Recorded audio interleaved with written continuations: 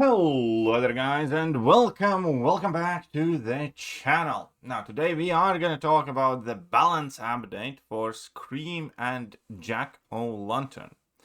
And there are some good news. Absolutely no quarrel with the results of the balance update. And there are a couple of new upcoming buffs announced, so there are additional good news. And then there's also something that I personally do consider to be quite comical. In keeping with the line of whoever does the champion balance must have the easiest job in the entire company. But that's fine, we'll get to it.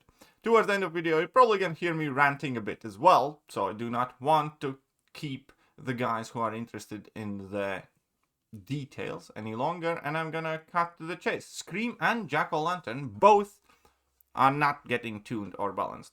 Surprise, surprise. Nobody could see that coming. I swear to God, these guys do nothing. But okay, in this case, again, I do agree with the fact that Scream and Jack-O-Lantern both are balanced good champions. I think Scream's very cool, and so is Jack-O-Lantern. I think people use them. I think people like them. I think they are the type of releases that, you know, the game should have. They have kind of hit the mark. They're not overpowered, but they're definitely no slouches either. And I think they're both solid additions to the game. So, with the Scream, the Balderelm's newest symbiote in Scream was designed to be a potent attacker with a unique spin on auto-block mechanic, encouraging summoners to weave a traditionally defensive ability into their attacker loop. Scream's matchup spread across all game modes and so far has been positive and on target, proving to be an effective attacker against a large group of potent tech defenders and more. Defensively, Scream's threats were designed to be dangerous but manageable with most forms of mystic buff control as well as other traditional auto-block counters. In reality, I do not think I have ever fought Scream with like a specific counter, and she's just an easy nuke champion. She's basically not a defender at all, so I'm not entirely sure what they're talking about here, but either way, we're happy to see where she is landed as defender. I mean, like, I wouldn't be, but fine, whatever. She's not a defender. She's an attacker, and she's good at it, and that's perfectly fine. Now then, Jack-O-Lantern, a champion that I do myself have as a 7-star rank 3. I recently pulled Scream. Unfortunately, I can't rank her yet. So Jack-O-Lantern had some high-profile mutant defenders in his sights with his unique set of damaging effects and utility. On release, we saw Jack immediately thrown into the fire with high attacker usage in both Battlegrounds and Alliance War. With strong performances to match, his ability to comfortably attack into Onslaught and Dust is on target. We're happy to see his performance hold over multiple seasons at a healthy clip. Jack's bag of tricks consists mainly of attacker-focused abilities, which is reflected in Jack's minimal impact as defender so far. Overall, we're happy how Jack has landed and won't be making any changes. And that's fair. And I love that Jack also has some very, very good matchups outside of the mutants. For instance, he's one of those champs that can parry projectiles. And that, gives him strong Shuri matchup, or most importantly, Arnim Zola matchup is quite good for Jack-O-Lantern as well. And obviously he interacts crazy with the power shield stuff, and he's kind of cool. I like him. Wish mine was duped. Hope to dupe mine quite soon, but we'll probably have to wait 3 months for that, because I'm going to be saving my Titans. Right. So yeah, I agree. I think Jack's perfectly cool. What is next? Remember batch updates? Hard to forget. That batch updates, you mean your vacation announcement. Alright, we're excited to announce the first group of champions receiving an update will be Patriot, Yondu, and Modok. You can expect details for each of them in the coming months, and that update to go live in fucking August. For those of you who do not know the months of the year, that's a 9th month of the year when the first ever batch is gonna get updated. First ever. That is when they ever balance this year for the first time. It's gonna be in August. The fuck? Additionally, you can expect communication about Dazzler and Spiral's balance review towards the middle of April. And okay, like, I don't hide it. At this point, you know, I just have nothing but contempt towards Kabam's balancing team. Absolutely. I think they're useless. I think they basically do nothing. The best example and proof here is that they said Ironheart is perfectly balanced and they're perfectly happy with the way she's doing in the game.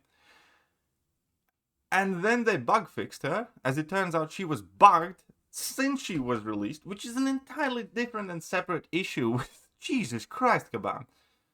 But either way, the bug fix effectively gave her like 20 to 25% increased amount of damage. That is insane. Do you have any idea how many champions in the game that exist right now would be good, great, or god tier if Kabam gave them 20 to 25% increased amount of damage? And the only reason these champions are not used and people do not give a shit about is the damage. And Kabam just casually bug fixes Ironheart, gives her 25% damage increase, even though they said she's perfectly balanced and they are happy where she landed. That just tells you that they do not know. They do not know their ass from the saddle when they're talking about the balance updates. Or their default opinion is, unless the champion is incredibly shit, we're not going to touch them. That's generally how they roll. That's not balance update. That's just looking for garbage. That's literally what it is. Kaban's effectively looking for garbage that they accidentally release for the players, like Patriot. And it's going to take them till August. Again, Patriot came out in 2024. In August, it's going to be like a year. It shouldn't take a year to figure out that Patriot sucks and how you could improve him. It's just flat absurd. When Patriot and this whole batch thing kind of got announced, we were joking around when he said, oh, Patriot's gonna get buffed in like fucking June. And like, little did we know we were optimistic. August. Again, it's gonna take about a year for Kabam to figure out that Patriot is shit and what they can do to buff him. That is by no reasonable measure a timeline that should ever be approved.